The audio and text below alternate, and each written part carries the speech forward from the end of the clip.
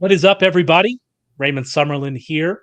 This is the Sharp Angles podcast. We are back to talk more about some props, some over-unders this week. We're going to talk about the wide receivers, and I was going to say the tight ends, but it's just one tight end.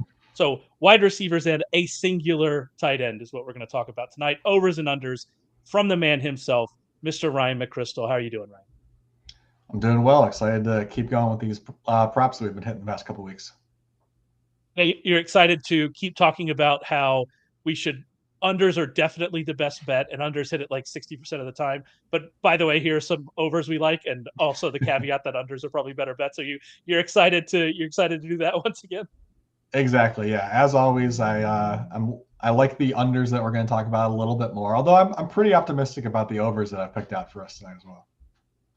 Yeah, no, I liked a lot of them too. I actually think we might have a little bit on the quarterbacks and running backs, which you should go back and listen to those episodes. You should go to sharpfootballanalysis.com and read the articles that Ryan wrote about the quarterbacks in the running backs. I pretty much agreed with you full stop on all of those. I do think we might have some small points of disagreement. That's a tease. Nice. That's what we call a tease. So we'll get to that. And they really are small points of disagreement. So we'll get to that when we do. However, if you're interested in this kind of stuff, if you're interested in betting the NFL, you definitely need to go over to sharpfootballanalysis.com. You need to get Warren Sharp's 2023 football preview book. Every player we're going to talk about today is previewed in that book, along with much more draft class analysis from Ryan, fantasy analysis from Rich Rebar. So much more is available in that book, and you can get it for $8 off using code August. You can also go to sharpfootballanalysis.com and find Warren's futures package. He actually just sent out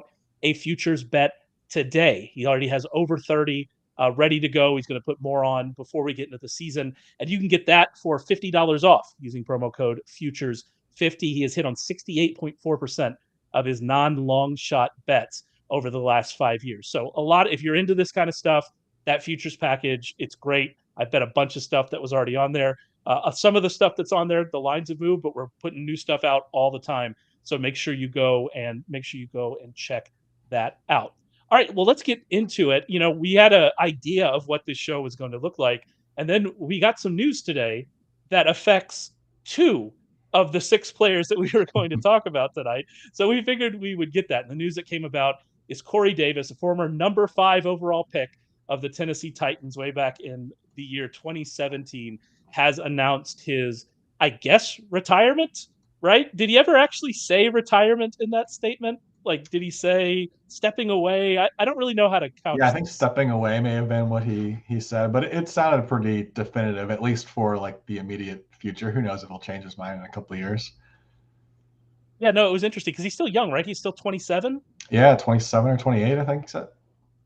Yeah, so still pretty young as wide receivers go. I remember that draft. I loved Corey Davis. I have Corey Davis in a lot of dynasty leagues, and he was fine. I guess you would say he had a fine career, but certainly not what I think we were hoping based on what he was able to do in college. But that's neither here nor there. We need to talk about the future, and looking ahead to the future, we're interested in this Jets receiving core. And one of the things you're interested in, and I imagine my guess would be that this is the over you feel pretty comfortable with, and that is Garrett Wilson over 1,125 and a half yards at FanDuel, 1,150 and a half yards at BetMGM. You probably feel a little bit better about that with Corey Davis no longer around, although the way that Aaron Rodgers targets his number 1 receiver, does it even really matter? Yeah, I mean, as far as this prop goes, I don't think it's a factor at all. It will affect the next one that we're about to talk about, but for this one, it doesn't affect my thinking. I mean, obviously, I already liked the over, so like if anything, maybe you feel marginally more confident. But I mean, this is only to hit the over on this. He only needs to go slightly above the numbers that he did last year with Zach Wilson and the revolving door on quarterbacks the Jets had throwing him the ball, plus just normal rookie adjustments. Like he was not the best version that we're going to see, best version of himself that we're going to see last year. He's only going to get better. So, he should improve. And obviously there's going to be much improved quarterback play. So, regardless of, I'll get into some Aaron Rodgers specific stuff in a second, but any type of upgrade at quarterback, I think we should have expected him to improve. So to see that this line is only slightly above last year, it immediately jumped out to me. But a big reason here is Rodgers specific. And it's that he has always had a tendency to really pepper his favorite targets, even more so than a lot of high profile quarterbacks. He wants to go to the guy that he's most comfortable with. And if he has someone like that, he's going to go to them again and again and again. And obviously for a few years there, we saw it with Davante Adams in Green Bay, where he just peppered him with targets. The last time they played together in 2021, when Adams was on the field, Adams saw 35% of the targets from Rodgers. And even if you look at last year, where he didn't really have a guy like that, we sort of saw Christian Watson start to earn some trust from him late in the year. And from week 10 on, which was really his breakout game when he started playing basically full starter snaps for them, he saw a 30% target share from Rodgers when he was on the field. So we started to see Rodgers develop that chemistry with Watson in a pretty short amount of time. And I mean, Wilson is just a much better player, also a young player, but a much better, more polished player than Watson was. So I don't see any reason why we shouldn't expect them to develop that type of chemistry in training camp, and really right from the get-go have that type of connection on the field where he's consistently going to Wilson over and over again.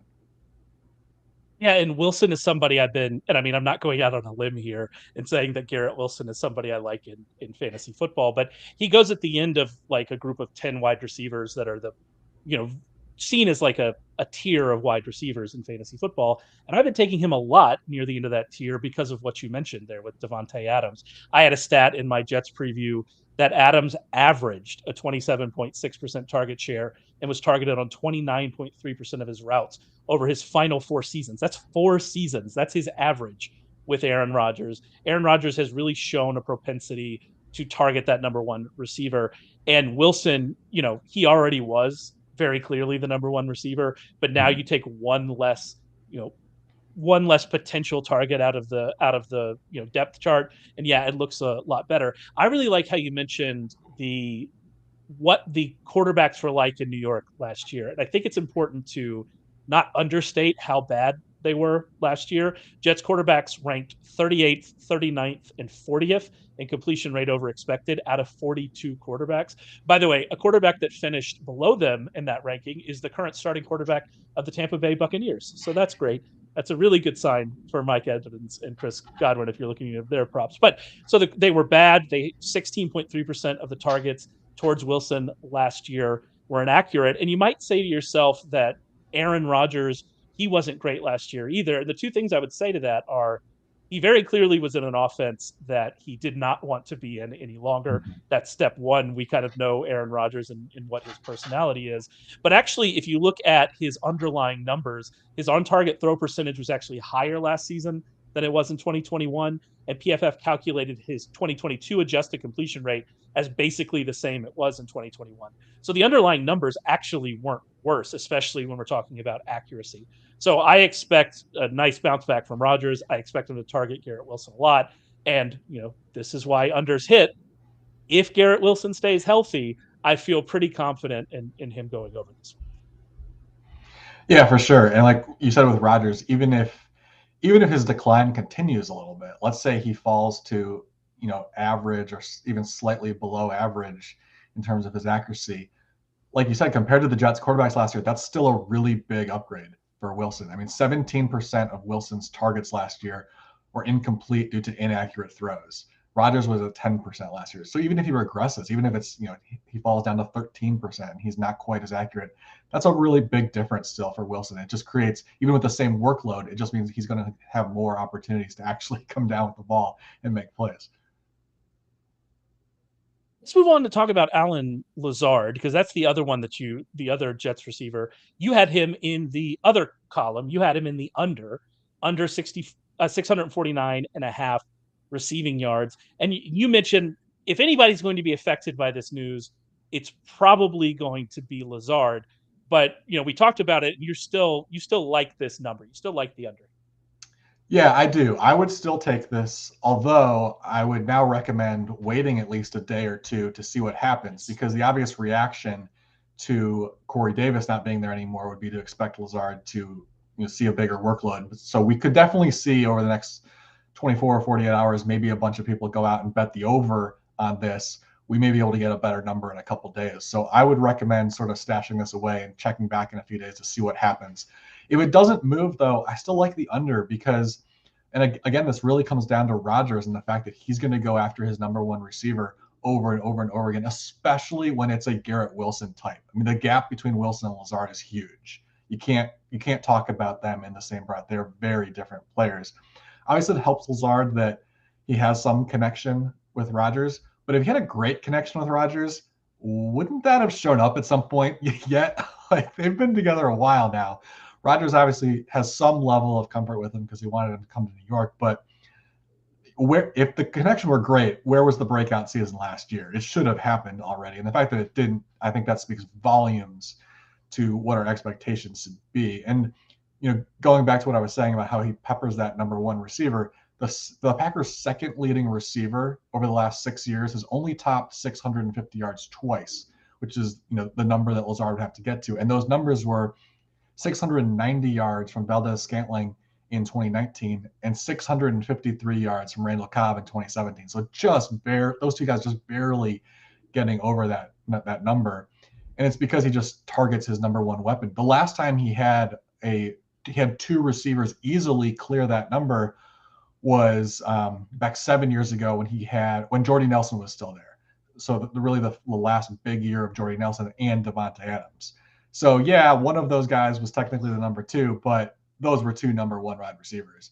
And he doesn't have that. Like, Lazard is very clearly second behind Garrett Wilson. And so I think that just the distribution of targets, the way we've seen him treat his receivers in different years, we have to assume Lazard is, very much a second or maybe even third target if, McCole Hardman steps up and finds a nice role there. Like, we've certainly seen him use that type of receiver in the game, like when Randall Cobb had some good years back in the day. So, it's not even an absolute guarantee that he's the second option. Yeah, I mean, it definitely is a better one now without Davis, but I still think you're right. I mean, they have two pretty good tight ends. They're not elite tight ends.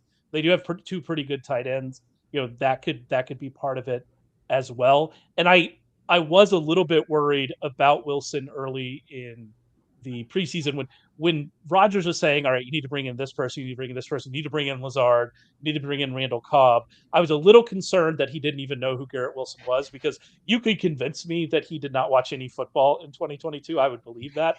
But what we've heard, the way he's talked about Garrett Wilson over this training camp, and I know this is super narrative street, but you kind of have to read the tea leaves a little bit. I feel comfortable that he sees Wilson as that alpha wide receiver one. It's his new Davante Adams.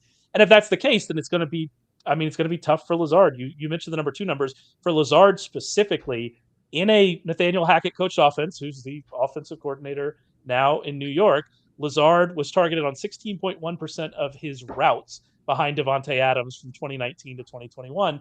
And that's probably not going to get it done without, to get him to 650 yards, especially if we have questions about, what McCrystal Hardman's going to do and, maybe what the tight ends are going to do. And I just got a note here from our wonderful producer that on last night's Hard Knocks, which I will be honest, y'all can come at me if you want. I do not watch Hard Knocks. I cannot bring I watch TweetDeck all day long. I see all the NFL drama all day long. I can't bring myself to watch Hard Knocks. However, on Hard Knocks last night, they hinted that Rodgers thinks of Wilson as the go-to guy. So more on to Narrative Street. Thank you very much. And so, yeah, I had concerns. I don't have them anymore. If he views Wilson as Davante Adams, there's not going to be a ton left for the other people in this offense. I think it just comes down to it. Yeah, and I mean, I don't think that that's, a crazy narrative to buy into. I think when the narrative matches what we are all expecting, it was so obvious just from watching these guys play, I think it's totally legit to, check off that box and use the narrative as, one more small piece of evidence. Let's move on to another set of teammates. You were all about the teammates this week. You like the teammates, and we're going a little bit different on this one because the good player is the one who you like the under on, and that is Cooper Kupp. You like the under on 9.5 touchdowns over at DraftKings. What pushes you towards the under on this number for Kupp? The Rams suck. Can we leave it at that? I mean, I was shocked to see this number. To expect him to get to double-digit touchdowns in this offense is just kind of crazy. I mean, he's only had 2 seasons in his career with double-digit touchdowns. So why would you expect him on this version of the Rams to get to this number. It's just wild that this is even available. And just, I dug into a little bit to try to put some historical context to what he would need to accomplish to hit the over here. Over the past 5 years, we've seen 33 receivers get to double-digit touchdowns. Only one of those players did so on a team that ranked in the bottom half of the league in scoring offense. That was Kenny Golladay in 2019 with the Lions. So it has been done. Do you remember when Kenny Golladay was good? Yeah, that was what a time to be a nice, alive that was. Season and a half or so. But, so obviously, like, it can be done. But I think even if you look at the types of players, Kupp versus Golladay, Kupp is probably not the type of player that's going to be the guy who excels in a bad offense. Because Golladay was absolutely that guy that, like, anytime the Lions did get near the end zone that year, it was just jump ball to Golladay in the end zone. And Kupp's not that guy. As great as Kupp is, obviously a much better all-around player than Golladay was. He's not that type of guy who's going to get peppered with end zone targets. And so the Rams really need to be good for him to get to that level. And they were the opposite of that last year. They ranked 27th in scoring offense last year. And through week 9, when Kupp and Stafford were healthy, they ranked 29th in points per game during that stretch. So they were actually worse with Kupp and Stafford on the field than they were the rest of the season in terms of scoring offense. So there's no reason to expect this offense to be even mediocre, let alone, in the upper half of the league. So I think the type of receiver that Kupp is, like I said, he's not going to get a huge volume. He's not going to get a massive percentage of their end zone targets like a guy like Golladay did to be able to accomplish this on a bad offense. And kind of to your point about the touchdowns, one of the things last year, even when Kupp was there, was how many targets in the red zone were being fed to Allen Robinson. He lost a shocking number of goal-to-go targets to Allen Robinson, who was bad last year. And maybe that was early in the year and they hadn't figured out how bad Allen Robinson was, which that hurts me to my core to say those words. It still does. I do not like it. I still love you, Allen Robinson. But that's a concern when you're looking at this prop. The other concern you brought it up, is how bad the Rams are. Like, I think I also want to mention how bad their offensive line is. Their offensive line is one of the worst offensive lines, at least on paper, in the league. They were 30th in pressure rate allowed last year. They did bring in Steve Avila, right? So he's going to play left guard, but they have injuries. Like, even with the other players, they have injuries right now. They don't really know who's going to play left tackle. I believe Alaric Jackson's been lining up at left tackle in the preseason. So it's not great. I will push back a little bit on this one. And I'm going to push back a little bit simply because of the target share I expect Kupp to get in this offense. Because there is no one else. He was targeted on 29.7% of his routes last year when he was healthy. He had 33.2% of the targets last year when he was healthy. That's a wild target share. You look at their receivers, and this actually plays into the next one we're going to talk about, which I agree about completely. You look at their receivers, and there's just really nothing there. Like, maybe we're getting excited about Puka, but I think the fact that you're getting excited about him as potentially being the number 2 wide receiver tells you all you need to know about the rest of the wide receiver core. And so I do think that Kupp could just volume his way to this number. That would be my one concern. It's plausible, although I will say, although it's not an impressive receiving core, obviously they do have some tight ends who could certainly be a factor in the red zone. You also have Ben Skoranek, who is much more of that bigger type of receiver who could certainly also be, I don't expect him to have a big role in the offense, but if he becomes sort of that touchdown vulture type receiver / tight end / fullback that they use him as, that seems very realistic to me. So I do think, as bad as the receiving core is, their options are decent when they get near the goal line. Vaunted wind sprinter. But Ben, whose last name I can't actually even say. Let's talk about one of those tight ends. That's Tyler Higbee. And you like Tyler Higbee over 500.5 yards over at BetMGM. And I think a lot of that probably comes down to the conversation we just had, right? Yeah, they don't have a lot of options. But also, like, when you have a receiver, we have any player that has a nice track record and who has also done it in sort of like different versions of an offense. He's been with the Rams when they were great, and he's been with them when they were terrible last year. And it's been 4 straight years where he's cleared 500 yards. I mean, he's got a nice track record here. Last year, he got to 620 yards. And so, I mean, the way I sort of approach this when the line is so much different, I think, well, why would we expect him to drop off? Why is this line so wildly? I mean, 120 yards difference. It's a pretty substantial difference, especially for a guy who's really well established like Higbee. And I think the assumption that is being made with this line is that he benefited from Kupp's injury, and that maybe that inflated his numbers last year. And so with Kupp coming back healthy, even if the offense is bad, that's going to, eat into Higbee's usage, and he's going to drop back down. And then, if he's losing targets and the team is bad, he's going to go under 500 yards for the first time in a while. I don't see that happening because Kupp just was not a factor in his usage. And in fact, he got a lot worse when Kupp got injured because the team got a lot worse. And so I think Higbee is only going to get better this year because he is probably the number 2 option in the offense, I would think. As long as Kupp's out there, he's your second best option, certainly the second most proven option. Maybe one of the younger receivers steps up, but at least early in the season, I would think that Stafford leans on him quite a bit. So Higbee's target share when Kupp was on the field last year was 23%. His target share when he was on the field without Kupp, it was 25%. So he did get a slight increase in that target share, but his numbers with and without Kupp fell off a cliff because the offense got so much worse. In the games when Kupp played, Higbee had 7.2 targets per game, 42.8 yards per game. Without Kupp, 5.4 targets per game, 29.4 targets per game. So if that's why this line has shifted, if it's shifted because we think that Kupp coming back is going to decrease his numbers, that makes no sense at all because the offense was so bad without Kupp that Higbee was not putting up any kind of numbers at all without him. So I think that when Kupp is back and healthy, we're going to see them revert back to that early portion of the season where the team is still really bad, but Higbee is the second option on a bad offense, and that's still going to be good enough to get over 500 yards.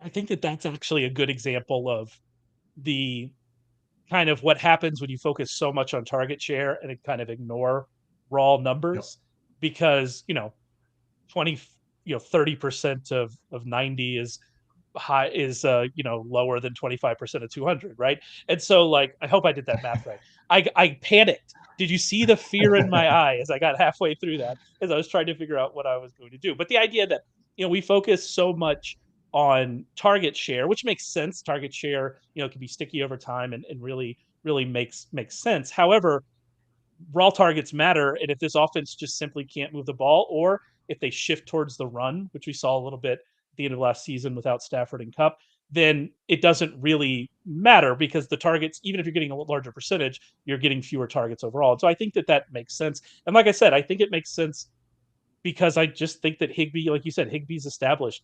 I mean, Van Jefferson has a 1.38 yards per route run in his career. He hasn't shown any ability to really be the kind of receiver you want to target a lot. Tutu Atwell's coming off a decent year, but he's not going to be a volume guy, you would imagine, given his archetype and the type of player he is. So, yeah, you look at all of the other options, and it's probably going to be Higbee that's getting all of those short dump offs on the right side of the field, and maybe he 6 yards his way to 500 yards, and that's just what happens. Well, and also, we were just talking about it with Rodgers and just with veteran quarterbacks, especially just having a comfortability with feeling comfortable with your guys. Higbee's been there as long as Stafford's been there. Obviously, they had success a couple years ago when things were actually rolling well. So there's a comfort level there that he has certainly not developed with, even though Jefferson's been there and Atwell's been there a little bit. We certainly have not seen any sort of comfort level with those guys. So I think, especially early in the season, that's going to really bode well for Higbee getting off to a good start. If you're watching this live on YouTube, please subscribe. If you're listening to this in podcast form, know that we have a YouTube channel. You can just Google Warren Sharp on YouTube. Our page is right there. Like and subscribe. You'll get notifications for when we go live, which we're going to be doing a lot of this season. So make sure you check that out. Also, remember that if you like betting overs and unders, if you're interested in player props, you can check out Warren Sharp's futures promo code Futures50 for $50 off of that. He's amassed 27.2 units of profit over the last 5 years. Make sure you go and check that out. Let's move on to, finally, we're not talking about teammates anymore. We're going to move on to Quentin Johnston. you and I have had so many. I feel like we've had a lot of conversations about Quentin Johnston because of my inability to understand who he is as a player. You like Quentin Johnston under 600.5 yards at FanDuel, under 575.5 yards at BetMGM, still taking that even at 575.5. What's kind of your play here? Why do you like this? Yeah, I mean, so we've come to the portion of the show where I bash on rookies after I, spend earlier in the offseason hyping up rookies in my draft content. I really like Quentin Johnston. I just want to lead off with that. Like long term, if there's any Chargers fans listening, like don't think that I'm really down on him as far as like that draft pick or his long term outlook. He's my number 2 wide receiver in the class behind Jackson Smith and Jigma at number 35th over on my big board. I like him. I just want to get that out of the way. But this year, I think his floor is like a 0. Like if he struggles to get on the field, I won't be at all surprised because he is very much a developmental prospect. He's built like a big outside wide receiver, but the role that he played and where he was at his best at TCU was playing like a role that was kind of similar to like Jalen Waddle at Alabama, if you remember that. It's just sort of like a lot of dump off, a lot of screens. Actually, 37% of his targets last year were behind the line of scrimmage. That's stunning when you look at the type of play. I mean, you would think, we just mentioned Tutu Atwell. That's the type of player that's supposed to get 37% of his targets behind the line of scrimmage. And he's also coming from an air raid offense, which contributed to why he was seeing so many short targets. But he wasn't great when he was targeted downfield.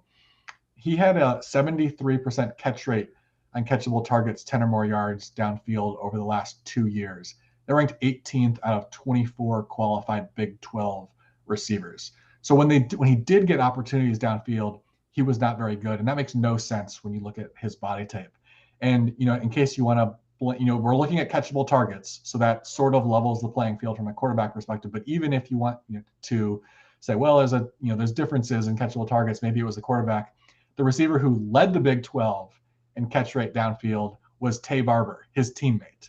And Darius Davis also ranked a few spots ahead of him on this list. So he is one of 3 TCU wide receivers in here, and he was the worst downfield weapon of the 3 of them, despite clearly having the body type to excel in that area. And the Chargers have, a decent recent track record of developing receivers. I'm relatively optimistic that 2 or 3 years from now, he could really be that guy. I just don't think he is right now. And so that kind of leads me to the next part of the equation, and that's he's competing for snaps with Josh Palmer, who is the downfield weapon. That was his strength in college. He's already had time to develop alongside Herbert. They already trust him. He already, due to injuries last year, was forced to take a pretty large role in that offense and further develop that connection. I would just be stunned if Quentin Johnston gets more opportunities in this offense than Josh Palmer, unless injuries is the reason. If everyone's healthy, there's just no way he's beating out Josh Palmer because this is a team that wants to win right now. So that means we're talking about him as the 4th option among the wide receivers, really 5th option though, because Austin Eckler is also ahead of him. And they've got some competent options at tight end. So maybe pushes him down to the 6th option. And then he's also competing with other guys who have more experience than him in this offense. So if he ends up being 6th, 7th, or 8th option this passing game, I think that's where he is. I think that's where he's going to be for this season. So I wouldn't be surprised if he doesn't come anywhere close to sniffing 600 yards this year. I think the injury thing you brought up, that's the big concern because of the history that Keenan Allen has, because of the history that Mike Williams has. But I think you're right. I am not as high on Quentin Johnston. I think he's going to be a player that is either really good or is not. Like, I don't think that he's not going to have a Corey Davis career to me. He's like, that is not kind of where he is because he is such a confusing player. He's almost like tall Deebo Samuel. Like, does that seem fair? Like, it's really weird the kind of player he is. And I think you're right that type of player is going to take some time to develop. He has the tools. He definitely could do it.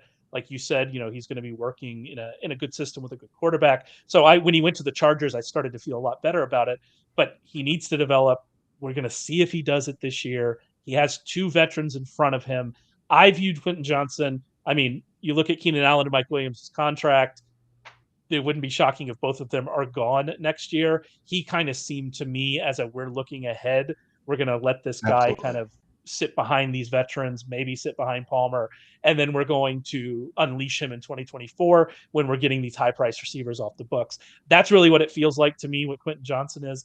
And so if that all plays out, if Keenan Allen and Mike Williams stay healthy, I think that you're probably right about this one. But that injury history of those two wide receivers, that is the one thing that I think gives me pause for this.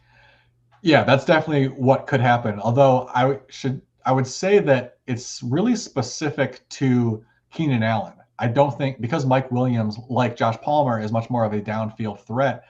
If Williams were to get hurt, I don't know that Johnston's really going to step in and take over a lot of those targets, because that's just not what we've seen him been capable of doing in the offense yet so far. And so I would say Keenan Allen, who does see a lot more of those underneath routes, he has a much lower average depth of target. That's much more suited for what Johnston is already good at. And I should say, I was sort of trashing him as, what he did as a downfield weapon at TCU. He saw a lot of short targets and he was good at it. He is a very good weapon after the catch. And so, yeah, if Keenan Allen were to miss a significant chunk of the season, I think that might be how we lose this, because he could step into that role. But that's a very specific role, because the Williams and the Palmer roles in the offense are much more stretch the field type roles, and I don't think Johnston's capable of that yet. Yeah, it's an interesting point. But I mean, if you're talking about who am I most worried about getting hurt, well, I guess Mike Williams does miss just randomly 3 games every year, right? Is that am I remembering that correctly? So it feels that way at least. So yeah, maybe you're right. But I do think that if I'm looking at that, that's a concern. I will say, though, you also have an out here. This is the first time we're saying out on this whole podcast. What are we doing?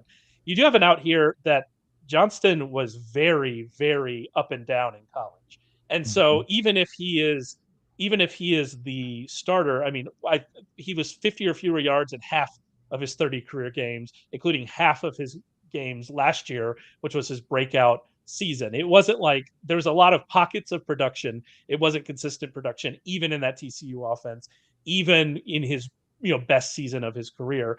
And that kind of points to what you're talking about, is he has rooms to grow. And so even if he's stepping into this role, is he going to be highly successful in it? Are we going to see Gerald Everett get peppered with targets again because they can't trust Quentin Johnston? I think all of that stuff, all that stuff is interesting. But let's finish positive.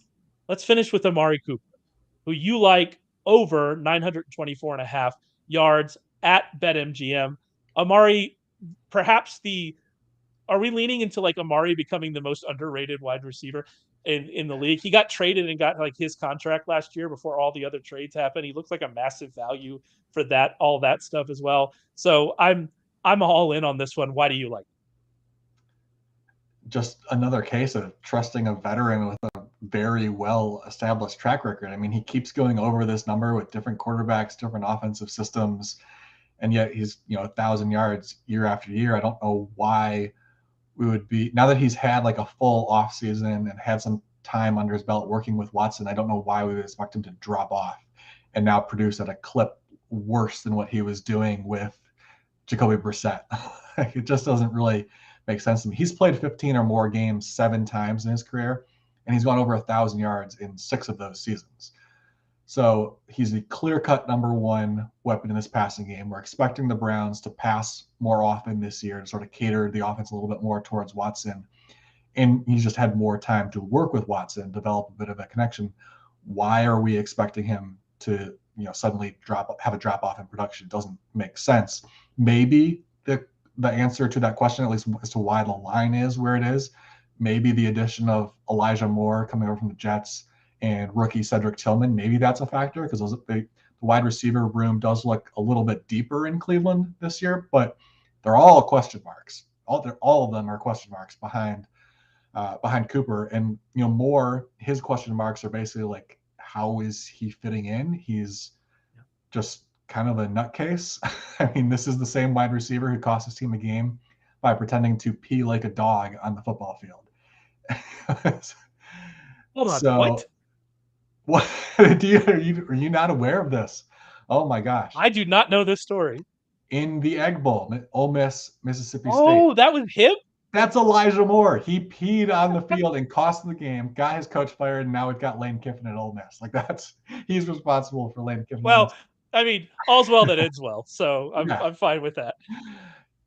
But that's who it is. And then there was, that last year there was sort of, I forget some of the specifics, but there was, talk about him getting sent home one day, like in the middle of the week from practice and pissing off some teammates. Like he's clearly there's some maturity issues that he is working on. And so whether he's solved that and fit in well with Cleveland, we don't know. Maybe, people grow up and mature. It could happen, but that's a big question mark. We just don't know. And then with Cedric Tillman, Browns fans, I hate to bring this up, but this is the guy who's coming from the same offensive scheme as Corey Coleman. We've literally never seen a wide receiver come from that scheme. No one has ever come from that scheme and been successful. And that's somebody will eventually. Like, I like Tillman's talent a lot. And I think this was a really good value for the Browns getting him in the third round. I actually really do like the pick for them. But in terms of immediate expectations, he's got to learn a playbook because they kind of don't have one at Tennessee in that Art Briles offensive scheme. It's really backyard football and it works great. It's awesome and it's fun, but that's unfortunately not how the NFL works. And so he's, at the very least, our expectations for him in the first half of the season should be like maybe he gets on the field occasionally and they chuck him a deep ball. Maybe late in the season he starts to play more, but he's not cutting into Amari Cooper's workload. There's just no chance. I think the reason they drafted him is he's very similar to Donovan Peoples-Jones, who's a free agent at the end of the year. So this is like year zero for Cedric Tillman. Come in, learn the playbook. Next year, we've got a job for you. But he's not a factor. And Elijah Moore, big question mark. Maybe he's a factor, maybe he isn't. But it just doesn't look like anything's changed in terms of people challenging Cooper for those targets. And if the offense is more pass heavy and Watson's a little more comfortable there and a little better, he could easily clear this number. I think the last thing you said, though, that's the concern you have outside of the normal over concerns. What if Amari Cooper gets hurt? What if they force him to play all the games on the road, which apparently he doesn't do well? If you ever just want to have some fun, go to Pro Football Reference and look at Amari Cooper home road splits throughout his career. They're wild. But so, yeah, like there are concerns, but I think the big concern is Deshaun Watson and trying to figure out, is the Deshaun Watson we saw at the end of last season, is that what we're expecting moving forward? A bottom third quarterback is what he was at the end of last year. He was 24th in EPA per play. He was 3% under his expected completion rate. He averaged 183.7 passing yards per game over those games. Maybe you're going to say, well, he had a whole offseason now and in the offense, he's been able to work with everybody. Kind of had that last year, but now he's not suspended heading into the year, all of that kind of stuff. But like the training camp reports haven't been ideal, I would say. Take those all with a grain of salt. So I'm concerned about Watson. I'm concerned if what we saw last year is closer to the Watson that we're going to get moving forward than what we saw in Houston when he was, legitimately a very good quarterback. So that could happen. But as you mentioned, even with bad Watson last year, you mentioned this in the article at sharpfootballanalysis.com, even with bad Watson, Cooper had 368 receiving yards in the final 6 games, which puts him over this. That pace puts him 100 yards over this. And so, yeah, I think that concern, Elijah Moore, those are all concerns. The normal over concerns are there as well. But Cooper is the number one receiver on this offense. If he stays healthy, he's got a really good shot to top this number. Yeah, for sure. I mean, it goes back to something we talked about a while ago, like identifying when you're talking about unders, identify guys who have someone coming for them, and with the overs, identify guys who have no challengers whatsoever. And this is definitely that case. There is no challenge to Cooper. He's the number one receiver for as long as he's healthy. Yeah, I think that's true. Although I do really I have a soft spot for Donovan Peoples-Jones, which doesn't make any sense because I'm a Penn State fan and he went to Michigan, and it doesn't make any sense. But I just like that guy. I've always just said, he had a weird college career, and he was definitely more talented than what he showed. He's kind of made it happen in the NFL. Anyway, I like you, DPJ. It's not just because you're on several of my dynasty teams either. That's why you're on several of mine dynasty teams. But that's it for us. Those are 6 over-unders. You can find more information about those over at sharpfootballanalysis.com. Make sure you go over there. Make sure you check it out. Make sure you follow Ryan on Twitter at Ryan_McCrystal. He's got all of this great information. We're coming back next week with long shots, right? We're doing some long shots. Yep. We're going to have some fun next week. Oh yeah, some of my favorite long shot props next week. It'll be fun. Yeah, I can't wait to hear all about Tutu Atwell overs. I'm into those. It's gonna be all Rams all the time on the long shot pod. So make sure you stay for that. Make sure you check out all the other podcasts on this feed, and we will be back to talk with you soon.